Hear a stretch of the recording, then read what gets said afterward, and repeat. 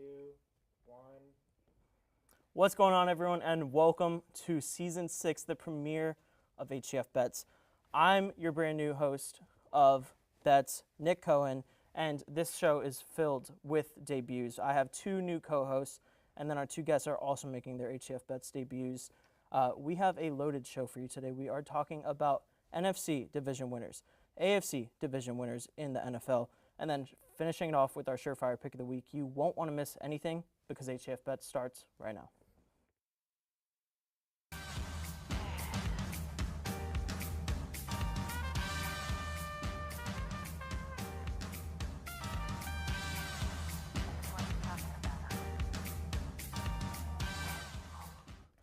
Thank you for coming back. As I mentioned before, I'm joined by two new co-hosts, Andrew Greig to my left, Tyler Brownrigg to my right. How are you guys doing so far? I'm doing amazing. Thank you for the nice introduction. I appreciate it. Of course. I myself am doing well. I'm now hosting my third show in as many semesters. Congrats. Only a couple Ty more. Patton, you are next. I'm coming for you. Okay. All right, and we are joined by Daniel Valdez making his HTF Bets debut. How are you doing? I'm doing pretty good. How about you guys? I'm doing pretty good. They already gave their answers, but we're going to get this started with my pick. I have the NFC East, and I'm picking the Philadelphia Eagles, favored at minus 125 odds to win the division. I think the Cowboys will get second. They are regular season merchants, but the Eagles made new additions at their coordinators' positions. They added Kellen Moore for offensive coordinator, and then Vic Fangio at defensive coordinator, who I think is washed, admittedly. I know that as a Dolphins fan, don't we? Yeah, definitely. Didn't do very well last year. Sputtering defense by the end of it. Right, but they did make some good additions to the team. They traded for Bryce Huff from the Jets. They did get rid of Hassan Reddick, but I think that was pretty good timing because then once he got to the Jets. Contract dispute. Yes, he demanded a trade. He's not showing up. He's going to get fined, all that stuff, drama queen. But they also made some additions on the offense, adding Saquon Barkley and recently this week trading for Jahan Dotson from their division rival Commanders. Not really a rival because that's not fair, but they are in the same division. I think they're going to kill it this year. They went 11-6 last year, so I think they might go 14 wins this year. Oh, 14 is that's a lot. That's a But it's bold prediction. It's not that crazy. I feel like you're really sleeping on the Dallas Cowboys here, Nick. All right? Am I? Because they slept this offseason. Their big understand. addition was old Eric Kendricks. I understand. Who you know and a little thing about. And but he is insanely washed, and I do love Eric. And I understand Dallas has big issues with contracts disputes, right, with their stars, Dak Prescott and CeeDee Lamb, however. But the Eagles at minus 125 to win this division, I feel like is a bit hot, a bit steep, all right? They shouldn't be favored by that much. Okay. It seems a little crazy to me, the gap, because it's not that big, all right? Nick Sirianni, right, he gets his new coordinators because he was kind of made fun of, right? He's kind of a cheerleader on the sidelines. After the Chiefs game last year, the Eagles just kind of fell apart. And now, hopefully, there's some stability there with these new coordinators. Justin Fields took a huge step back last year from what we saw in the Super Bowl against Kansas City. It was a night and day difference, all right? 100%. So in Dallas, they still have all their stars from last year, obviously, right? Is CeeDee going to play week one? How is this contract stuff going to sell out with it? I believe everyone will show up week one for Dallas, and the only thing against Dallas, right, is this one knock, is that the NFC East hasn't had a repeat division winner since 2003 when the Eagles won it back-to-back. So that's over 20 years ago was the last time that happened. But do not sleep on the Dallas Cowboys. They're great in the regular season, and this is a regular season bet, all right? So that's why I would put money on the Cowboys here. But to be fair, I have the Cowboys getting 12 wins. It's just the NFC is so easy, kind of. 14 there's is three such, 14 is 14 is so such high. an insane number. I don't think regret anything. Coming off of the way that the last season ended, I think that number is just a little too high. The Eagles aren't I don't playing a know. division winner schedule, but they play the Falcons, they play the Browns, Right. The Bucks. I they only play have them so losing many one good game to the teams here. Commanders. Because they just always do that. They're going to sweep the Cowboys. They're going to sweep the They're not Giants. going to sweep the They're Cowboys. going to sweep the Cowboys. Did they- You heard it here first. They didn't sweep them last year. I don't think they swept them the They're year a much before better that. team this year. And the Cowboys are a worse team. But we can't argue about this forever. Daniel, tell me about the NFC North winner. Yeah, for me, my pick is going to be the Green Bay Packers.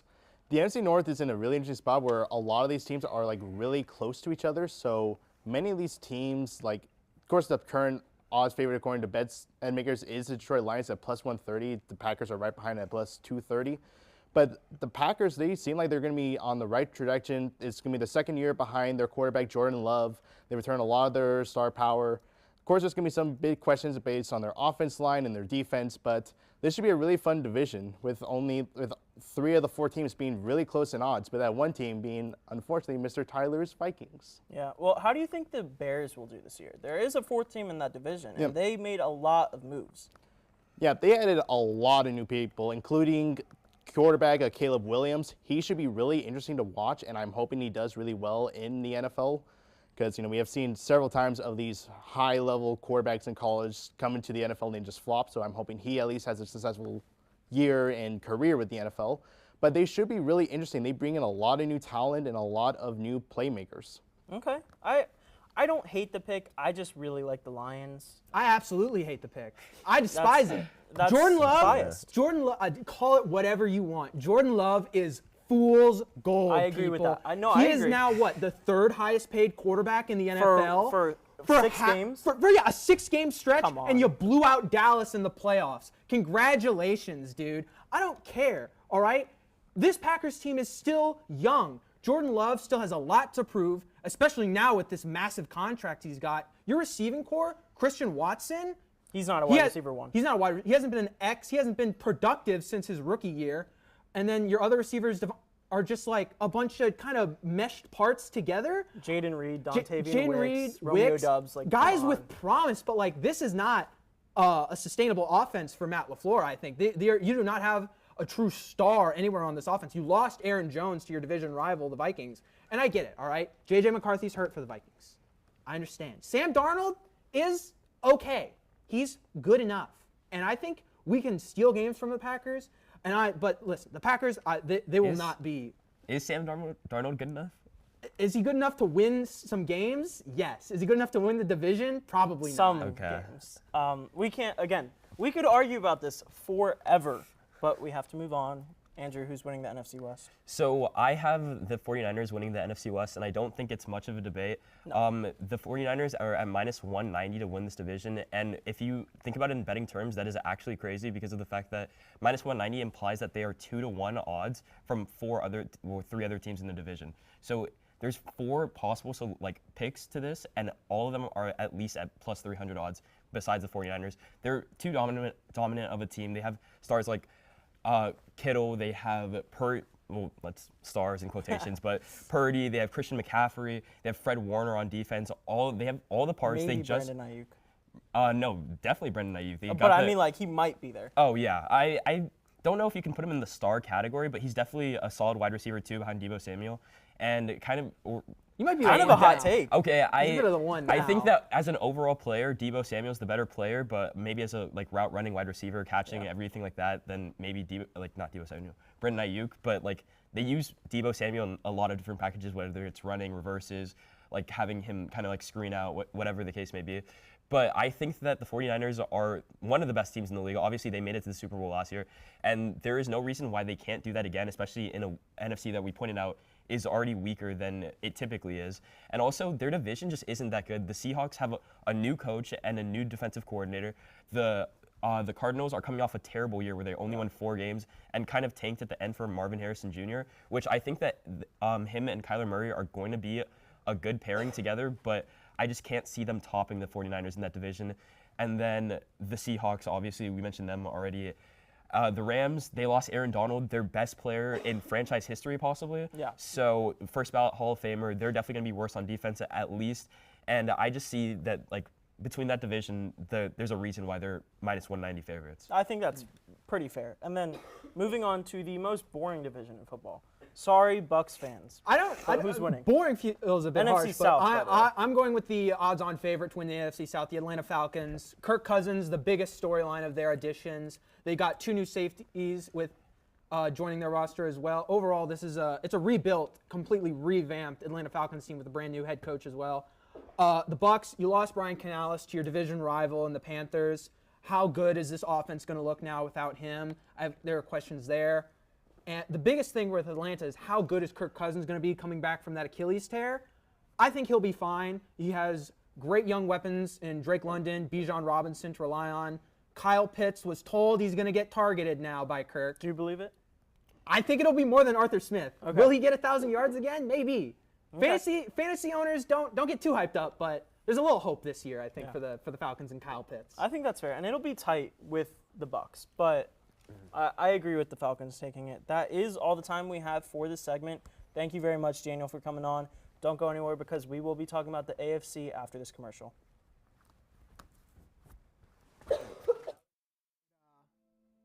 Says in my notes you're an Oklahoma fan. That is correct. So, let me ask you, bud. Is Texas back?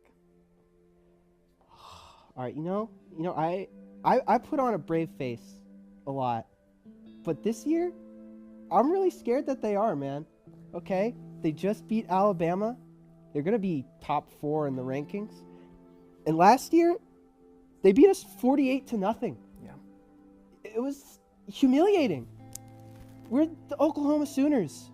We were the best ever. We were talk of the town. We had Baker, Kyler, and Jalen 3 years in a row. And now, are we good? I don't know. We haven't won a national title since 2000. We're number 18, I think, and nothing matters, dude. Sometimes we build up these walls thinking they're impenetrable. But sometimes you have to knock these walls down to build up bigger and stronger ones. And you got to be tough through that. It's hard being an Oklahoma fan at this time, but grass is always going to be greener on the other side of the hill, buddy. Is it? I cannot live through a Texas national championship. I can't. I'll never recover. Do you want to talk about Lincoln Riley? What'd you just say to me? Welcome back. Thank you for coming back. Now we're talking about the superior conference in the NFL, the AFC. But before we get into that, we are joined by Jack Kelly making his Hitting the Field debut. He is now our resident Bengals fan. How are you doing, sir? I'm doing good. I'm excited to be here. Yeah, go Bengals. Just excited to talk. Okay, awesome. So, Andrew, kick us off with the AFC East, please. Yeah, so I have the Dolphins in the AFC East, and it's going to sound like a little bit of a homer pick because I am from Miami. I live like maybe 5 minutes away from the stadium, but it's for good reason. I think that between the Jets, Bills, and Patriots, who just won't really be in the picture, I don't think, with possibly definitely a new starting quarterback, but possibly Drake May being a new addition to their offense, and then they're just in a rebuilding process. I don't think anybody expects the Patriots to win the division.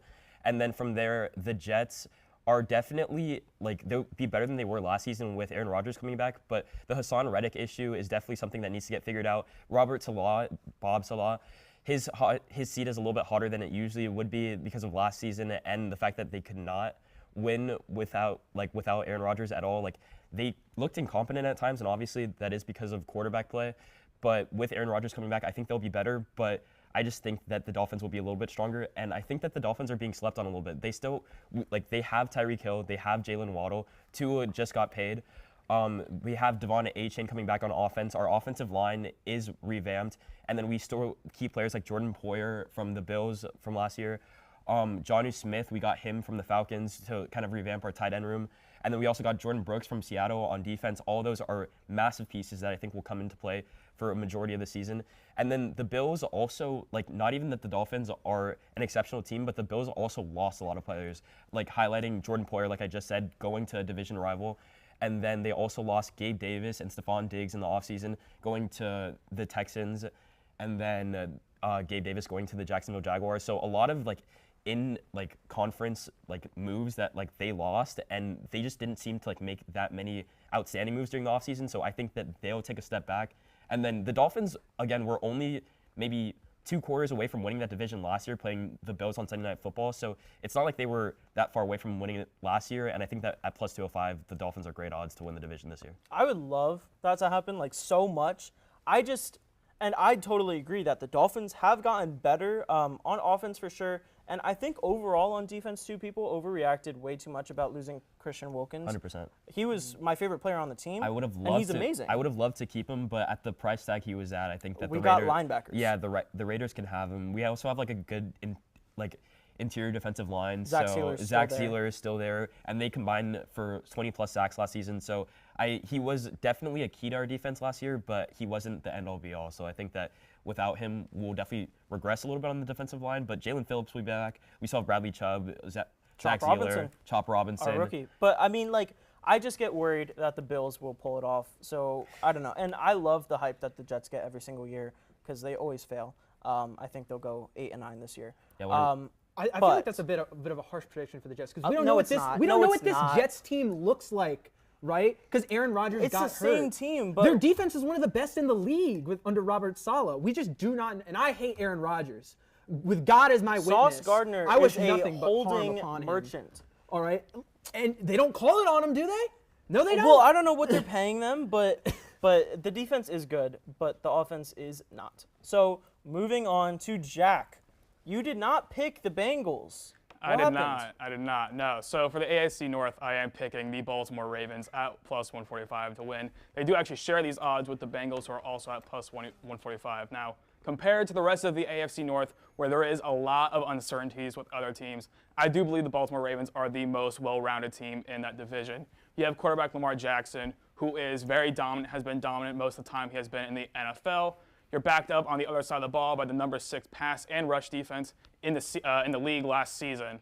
Compared to the other AFC North teams, where you have the Bengals, you have Joe Burrow coming off of an injury last season. You have Joe Mixon, who was traded to the Texans in the offseason. A couple of questions with their wide receiver room.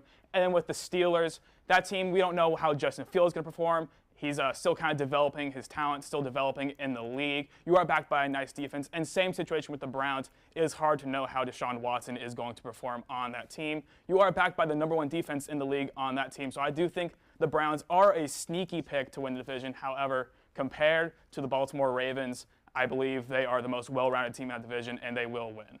Okay, so we have a lot of Steelers fans at Hitting the Field. I want to know, do you think the Bengals are better than the Steelers this season? Absolutely. But they made a ton of additions. Like, what's your argument? Because the Bengals lost some players, like Chidobe Awuzie. It has to be the quarterback position. It's too big of a question in Pittsburgh right now. With be it if it's Russell Wilson or Justin Fields. We saw Russell Wilson in Denver last year. He was a shell of himself. That might be the saddest quarterback competition of all time. Justin Fields, sure, he's still developing, right? He's in year 4 now, I want to say. When's the development going to be over? It is over. This is what he is. He's Okay. been getting rumored to be on special teams at this point. That's how bad it is. We saw videos of him punt returning. Exactly. But the good news for Steelers fans is that the Dolphins just released yesterday Mike White, our backup quarterback. So he's available. We will be rocking with Skylar Thompson backing up. So there's a light at the end of the tunnel. Mike White. But moving on, Tyler, AFC West, I think we all know who's going to win. To no one's surprise, the Kansas City Chiefs are my pick to win the AFC West for the billionth time in a row, it feels like. Kansas City has much bigger aspirations, though, than just winning the AFC West. They are looking for the NFL's first ever three-peat this season. They would be the only team that has come close are the New England Patriots, and I guess if you want to count them, the Buffalo Bills, because they went to 4 straight. But they lost all They did lose them all. Because the Bills suck. But the Bills did go to – the only team to go to 3 straight, I believe, are the Bills. Actually, no, the Patriots did do it once also with Tom Brady. But what is there to say about Kansas City that hasn't been said already? You have Patrick Mahomes, one of the best quarterbacks in recent memory and already in GOAT conversations for some people. Travis Kelce. You now have Xavier Worthy added to the team, a potential Tyreek Hill replacement, and hopefully less of a head case. And then your defense is outstanding. Their defense was, I feel like, very underrated last year. Because didn't give up more than 20 points in the playoffs. Exactly. It was outstanding, led by Chris Jones, and you have you lost L'Jarius Sneed. That's a big loss, but you still have Trent McDuffie, outstanding cornerback there in your secondary, right? They have so many key pieces, and it is just so difficult to bet against a team led by Patrick Mahomes in this day and age. Yeah, they're almost 3-1 favorites in like a division that obviously is weaker than like it probably should be. But like obviously the Chargers have questions with John Harbaugh or Jim Harbaugh. Jim Harbaugh. Jim Sorry. Harbaugh. It's Jim Harbaugh. Coming in from Michigan, and then also just like the rest of the division, the Raiders are having quarterback like Gardner Minshew being a starting quarterback in the NFL is like. I mean, after last season, I think that it's like feasible, but I don't think that with this like team surrounding him in the Raiders that there'll be any like threat to the Chiefs. And the then Broncos are obviously They're rebuilding. I'm sorry, Matthew. I will hype up the Chargers a little bit with Jim Harbaugh. Last time Jim Harbaugh was in the NFL, over 10 years ago, right? He was in the Super Bowl. He was taking the Niners, a bad Niners team. With Greg Roman at offensive coordinator. Exactly. 2 multiple NFC title games in the Super Bowl. So I think Jim Harbaugh can maybe be what this Chargers team finally needs to get over the hump, and maybe not take the division from Kansas City, but maybe we see them take that next leap in the postseason. That's fair. There's also, just on the Chargers front, there also are questions with Justin Herbert's health because obviously he was like injured last season, and then he's like questioned to like even start for game 1 because of a foot injury. So there's just like liabilities there, and I don't think that the Chargers are going to come anywhere close, which is why the odds are so drastic. It's minus 265. That's fair. But moving it on to the last division in the NFL, the AFC South, it turned from a really boring division where the Jags dominated to now one of the more entertaining and competitive ones. 100%. The Texans will win this division. I'm just saying that now. They are favored at plus 105 odds. They're my pick. I think they could sniff 14 wins. They've made a lot of additions. You're just throwing the number 14 out today. 14. But like they're good. I promise.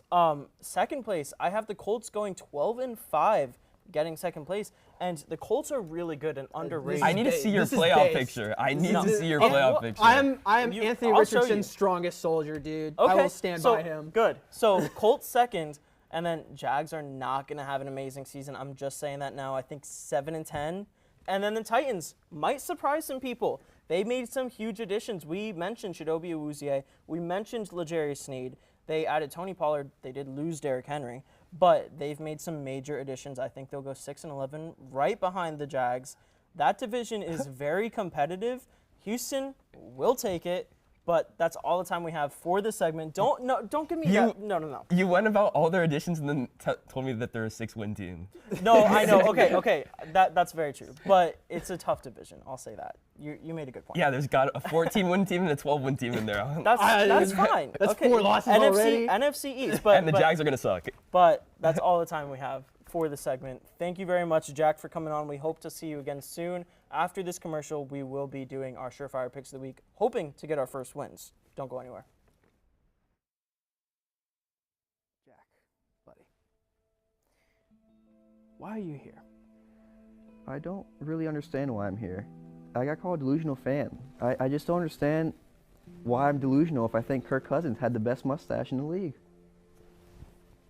Well, Jack, buddy, I don't want to be the one to tell you this, but I don't think anybody looks cool in handlebars. But they're back, man. They're back. They're not. They're not. Sometimes you just got to face the hard truth. It's right there in front of you. All these people, they're calling you delusional, but sometimes you got to worry about, am I projecting? Is it me? And in this Let me case, tell you something, bud. It could never be me. Anything I say is factual and truth, and that's why the Vikings are going 16-1 this year. Organization, you have to look at your roster and say, I've had Kirk O'Thuggins for 6 years.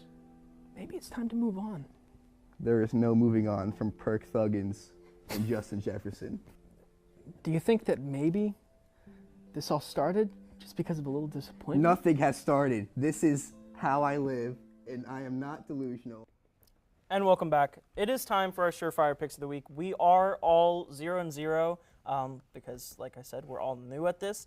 But we're going to try and be better. Didn't happen. Yeah, we're going to try and be better than any of the previous Bets hosts because, not to throw shade, but they were not amazing at this. So we're going to start off with Tyler. Who's winning this game? All right, so since we don't have a show next week, I'm going to the NFL season opener. Baltimore Ravens at the Kansas City Chiefs, September 5th, Thursday Night Football. I am taking the Baltimore Ravens at plus 30 to win this. Kansas City, when they were the season opener last year, they lost that game. Historically, they're not that great in this position.